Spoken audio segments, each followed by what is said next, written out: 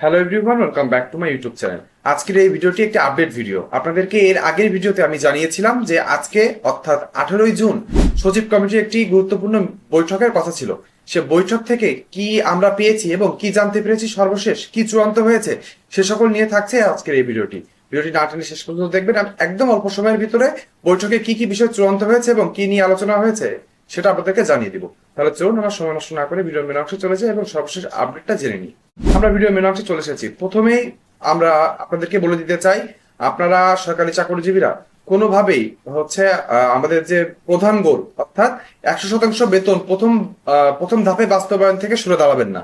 আপনাদেরকে যতই যে যা বলুক না কেন, 50%, 75%, আমরা কোনোভাবেই চাই না যে সরকারি চাকরিজীবীরা আবার সে বৈষম্যের ভিতরে চলে যাক। 3 বছর লাগবে পে স্কেলের সম্পূর্ণ সুবিধা পেতে। তা সেজন্য আমাদেরকে এখন সোচ্চার হতে হবে, আমাদেরকে বলতে হবে, সরকারকে জানাতে হবে যে আমাদের বেসিকটি যেন একবারে বাস্তবায়ন করা হয়। আর ভাতা আমাদেরকে 1 বছর পরে দেওয়া হোক, সেটা সরকারি চাকরিজীবীরা কোনোভাবে সেটা অমান্য করবে না। কিন্তু 2 অর্থ বছরে এবং 2 ধাপে পে স্কেল বাস্তবায়নের জোর দাবি আমাদেরকে করে যেতে হবে। তাহলে আপনাদের সকলকে বলবো, কমেন্ট বক্সে অবশ্যই লিখে জানাবেন যে আপনি চান কিনা এক ধাপেই পে স্কেলটি 100% বাস্তবায়ন হোক, সেটি বেসিকটুকু। তাহলে চলুন এবার আমরা জেনে নিই যে সচিব কমিটিতে আজকে বৈঠক শেষে কি কি আপডেট আমরা পেয়েছি। আমার কাছে রিপোর্টটি রয়েছে সচিব কমিটিতে কি কি বিষয় আলোচনা হয়েছে। প্রথমে আপনাদেরকে জানিয়ে দিই, সচিব কমিটি কিন্তু তিনটি সুপারিশ, জাতীয় বেতন কমিশন কর্তৃক যে 3টি সুপারিশ রয়েছে, সেই 3টি সুপারিশ নিয়ে আলোচনা করেছে। আপনি বলতে পারেন 3টি সুপারিশ কিসের? আমরা তো জানি জাতীয় বেতন কমিশন একটি সুপারিশ করেছে। হ্যাঁ, সরকারি চাকরিজীবীদের জন্য একটি সুপারিশ, সরকারি চাকরিজীবীদের একটি সুপারিশ, জুডিশিয়াল সার্ভিসদের জন্য একটি সুপারিশ এবং সামরিক বেসামরিক কর্মকর্তা কর্মচারীদের জন্য কিন্তু একটি সুপারিশ। এই 3টি সুপারিশ নিয়ে একসাথে আলোচনা হয়েছে। তার সাথে আমাদের জাতীয় বেতন কমিশন কর্তৃক যে চূড়ান্ত রিপোর্টটি ছিল, সেটি হুবহু বাস্তবায়ন হবে নাকি সেখান থেকে কাটছাট হবে, সে নিয়েও কিন্তু আজকে আলোচনা হয়েছে। এখনো সর্বশেষ যতটুকু আমরা জানতে পেরেছি, সচিব কমিটি আজকে একদিনে কোনোভাবে কোনো কিছুতে চূড়ান্তভাবে কোনো আপডেট তারা দিতে পারেননি।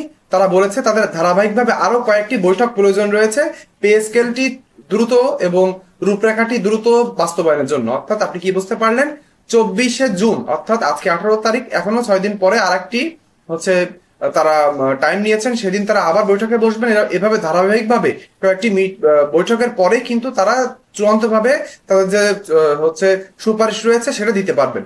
তার আগে যে যতই বলুক না কেন, 16,000, 20,000, 20,000, 1,60,000, 16,500 দিয়ে 1,40,000, এই যতই যে যা বলুক না কেন, আপনার কোনো কান বা ভ্রুক্ষেপ দেওয়ার দরকার নেই।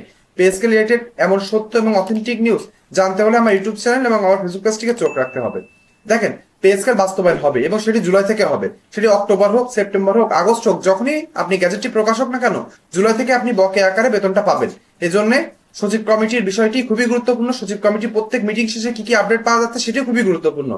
সেই আপডেটগুলো জানতে হলে কিন্তু এই ইউটিউব চ্যানেল এবং ফেসবুক পেজে চোখ রাখতে হবে। আজকের এই আপডেট ভিডিওটি এই পর্যন্তই।